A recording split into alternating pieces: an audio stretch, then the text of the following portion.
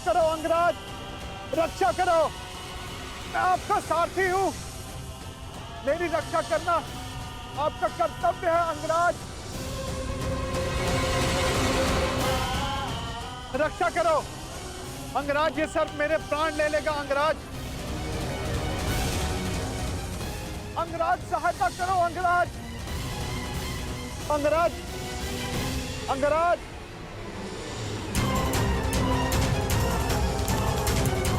अंगराज ये सर्प अपनी कुंडली कसता जा रहा है अंगराज।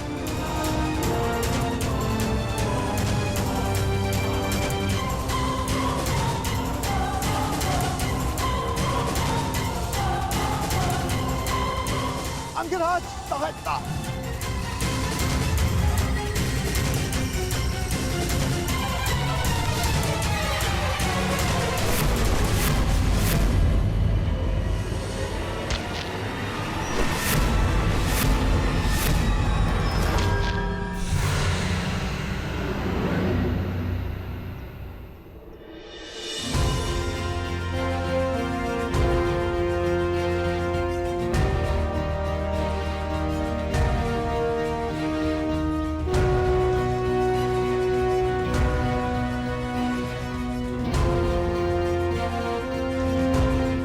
ठीक हो तो चलें। जलधारा के जीवों को नहीं मारा, परंतु इस सर्प का वध कर दिया। क्यों? तुम जीवित रहना नहीं चाहते क्या? निसंदेह, परंतु वो सर्प भी जीवित रहना चाहता होगा अंगराज। मेरा तात्पर्य ये है, अभी कुछ ही देर पहले रक्तपात से बचने वाले, शांति और अहिंसा का समर्थक होने वाले अंगराज इस समय भिन्न व्यवहार क्यों किया? क्यों उस सर्प का वध कर दिया? क्यों अशांति की? क्योंकि परिस्थितियां भिन्न थीं। हाँ, मैंने उस सर्प को मारा क्योंकि उसने तुम पर आक्रमण किया। शांति भंग उस सर्प ने की, मैंने नहीं।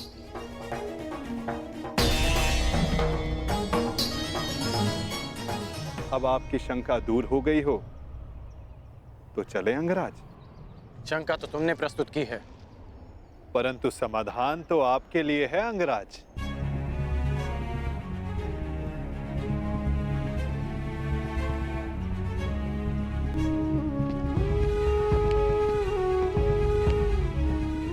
वास्तविक शांति और मिथ्या शांति में अंतर कर पाने की योग्यता, दृष्टिगत से परे देख सकने की क्षमता जो तुम में है, वो हर मनुष्य में नहीं होती। मैं प्रभावित हुआ।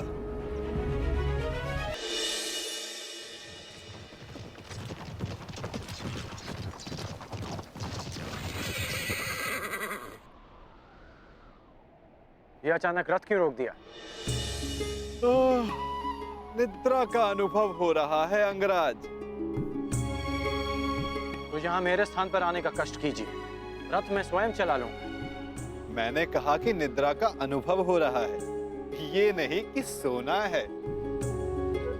हाँ, तनिक कुछ खा लूंगा तो स्फूर्ति अवश्य आ जाएगी।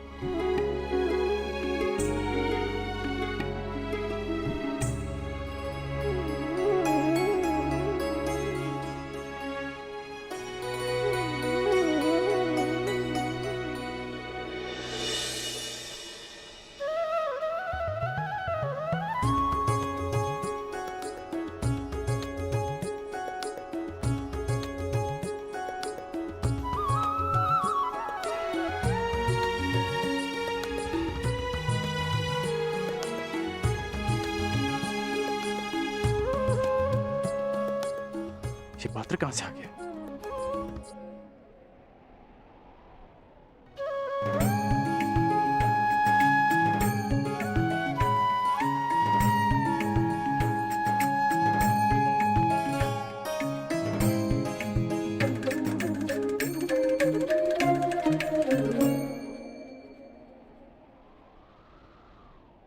आपके मन का ये प्रश्न भी मैंने पढ़ लिया अंगराज।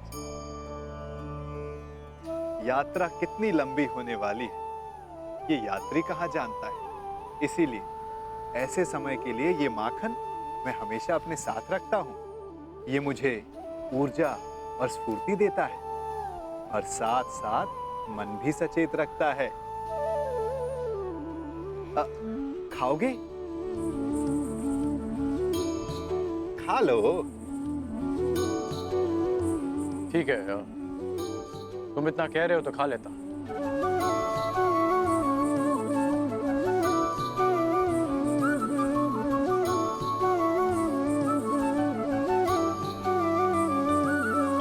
कहा था ना स्फूर्ति मिलेगी। थोड़ा और मिलेगा? हाँ, ये केवल मेरा है, परंतु आप सहयात्री हो इसलिए बांट लेता हूं।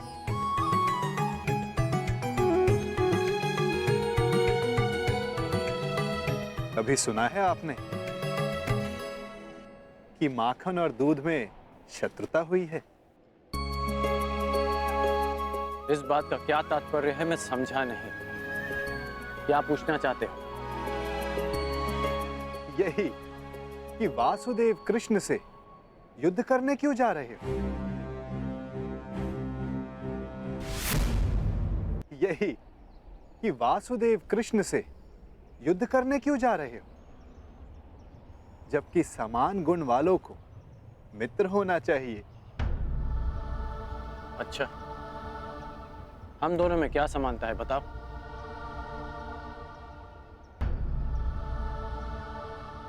एक बालक जिसको जन्म किसी और ने दिया, पाला किसी और, जो बालपन से ही अन्याय और अधर्म से लड़ता आया हो, जिसका लक्ष्य अन्याय का नाश है, जिसने प्रेम किसी से किया और विवाह किसी और से करना पड़ा, और अब धर्म संस्थापन के लिए अथक परिश्रम कर रहा है। अब आप ही बताओ, क्या ये समानताएं नहीं है? कुछ असमानताएं भी हैं हमारे बीच। कैसी असमानताएं अंगराज?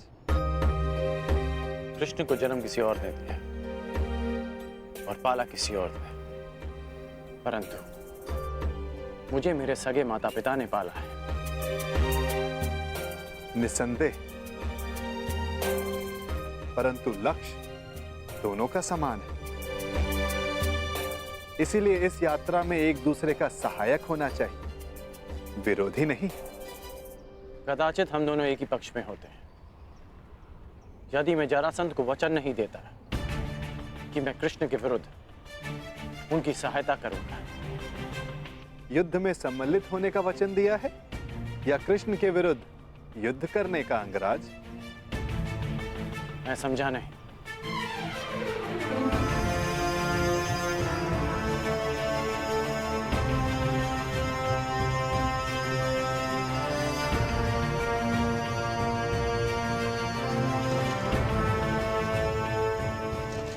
जिस प्रकार आंगन में बीज बोने से पहले ये जान लेना चाहिए कि उससे फल मिलेगा या कांटे, उसी भांति वचन देने से पहले सावधान रहना चाहिए। वचन ऐसा अश्व है जिसे समझ की रस्सी से ना बांधा जाए तो अनियंत्रित होकर अपने सवार को हानि पहुंचा सकता है। क्या आप जानते थे कि जरासंध वचन में आपसे कृष्ण के विरुद्ध युद्ध करने की मांग रखेंगे?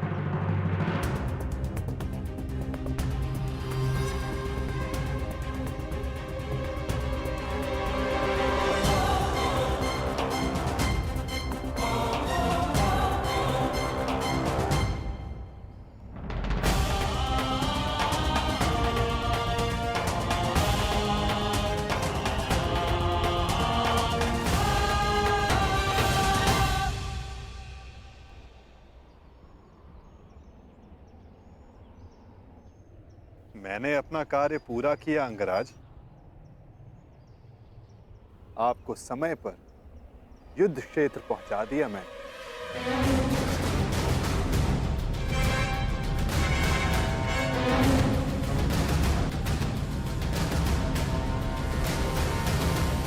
आवश्यक भी था, क्योंकि हम दोनों के यहां आने से पूर्व युद्ध प्रारंभ नहीं हो सकता था। तो आपको लगता है कि जरासंध आपके बिना युद्ध नहीं करेगा? मेरे बिना जरासंध युद्ध प्रारंभ कर सकता है, परंतु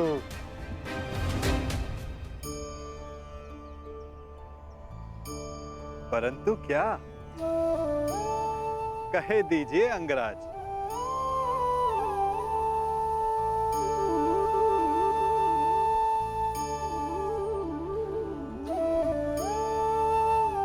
कहने की आवश्यकता नहीं,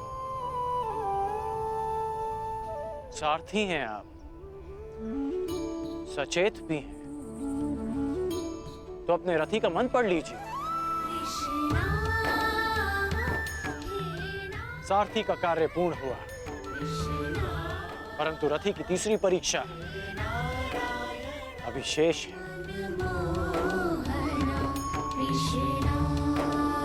तीसरी परीक्षा? ये क्या कह रहे हैं आप अंगराज?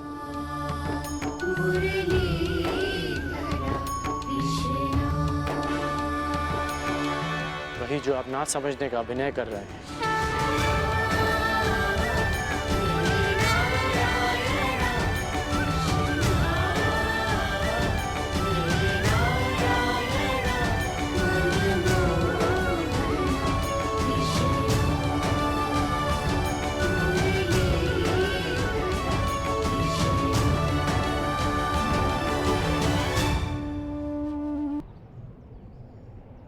तीसरी परीक्षा? ये आप क्या कह रहे हैं अंगराज?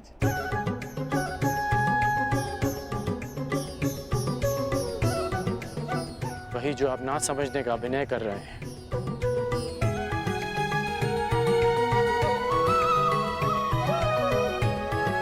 मेरे गुरु परशुराम ने मुझे मानव के त्रिगुण व्यवहार को समझने का ज्ञान दिया है।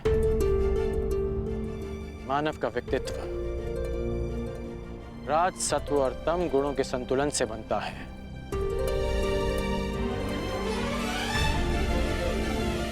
कहते जाओ अंगराज, मैं सुन रहा हूं। रजगुण मनुष्य को स्वार्थी बनाता है। इसके प्रभाव में मनुष्य अपनी सुविधा के लिए दूसरों को कष्ट देता है।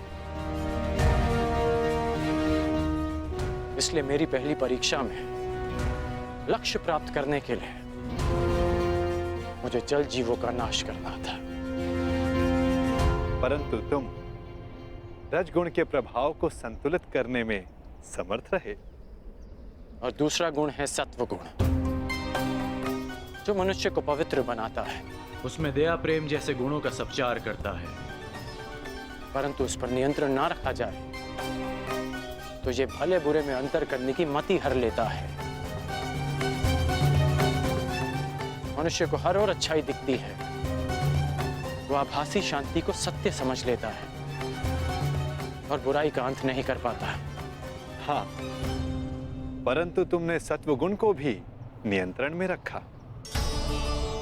आभासी शांति का आवरण भेद दिया। मेरे प्राणों की रक्षा के लिए तुमने उस सर्प का वध किया। हाँ, और अब मैं तीसरी परीक्षा की प्रतीक्षा कर रहा हूं, तमोगुण की परीक्षा।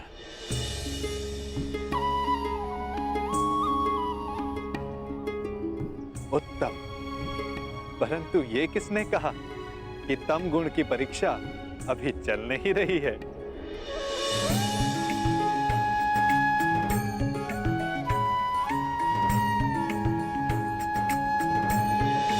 तमोगुण अंधकार के भांति हमें भ्रमित कर देता है। ठीक कहा आपने कि तमोगुण की परीक्षा इस यात्रा के साथ ही प्रारंभ हो गई थी।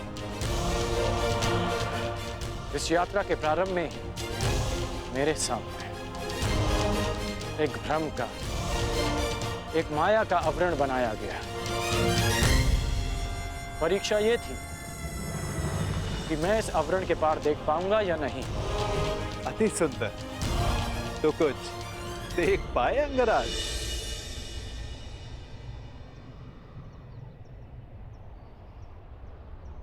सबसे पहले इस नाटक के सूत्रधार को देखा,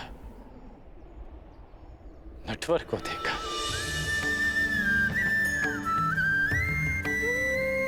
फिर उसे भी देखा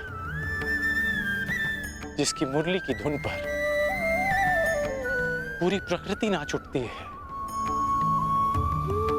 मुरलीधर को देखा, फिर उसे देखा जो जीवन से ज्ञान उस भांति मत लेता है जैसे दूध में से माखन। माखन चोर को देखा,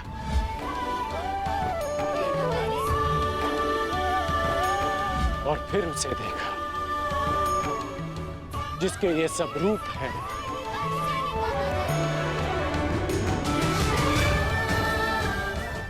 वासुदेव। मैंने वासुदेव को देखा।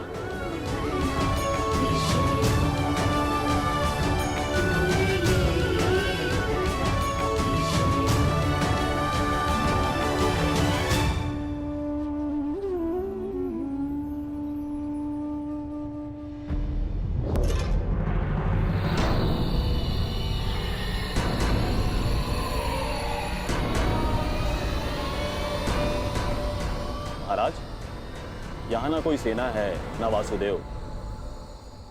कहीं वासुदेव ने समर्पण का मन तो नहीं बना लिया? नहीं, यदि समर्पण करना होता तो वो कर्ण को अपने साथ नहीं ले जाता। कृष्ण या तो युद्ध करेगा या फिर से कोई छल। यही जानना चाहता था कर्ण कि तीनों गुणों के प्रभाव को नियंत्रित कर सकने की क्षमता तुम में है या नहीं। मैं संतुष्ट हुआ। इस जीवन में मैंने तुमसे अधिक विलक्षण पुरुष नहीं देखा। सूर्य देवता है, पर मनुष्यों में सूर्य तुम हो कर्ण। धन्य है तुम्हारी माता, धन्य है तुम्हारे पिता।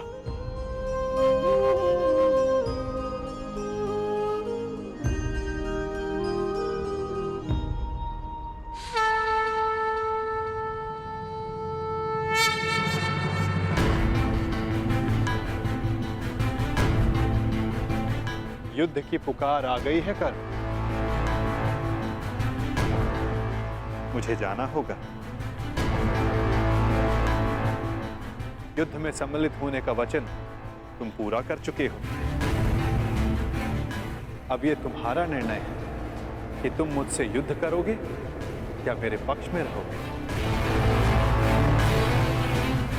जो भी निर्णय लेना सोच समझ कर लेना कर, क्योंकि आज का लिया गया निर्णय भविष्य का निर्धारण करेगा।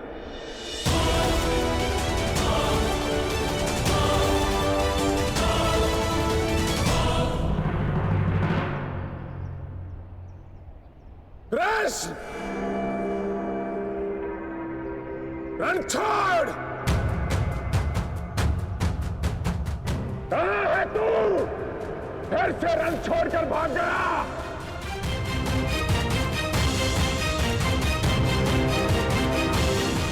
देख रहे हो, सबके समक्ष खड़ा हूं मैं, फिर भी सब मुझे ढूंढ रहे हैं,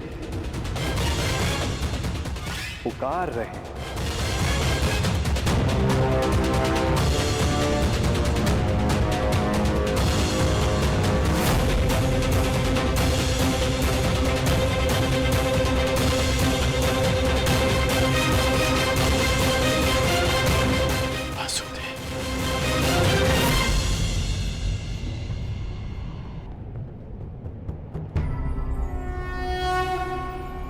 यदा यदा हि धर्मस्य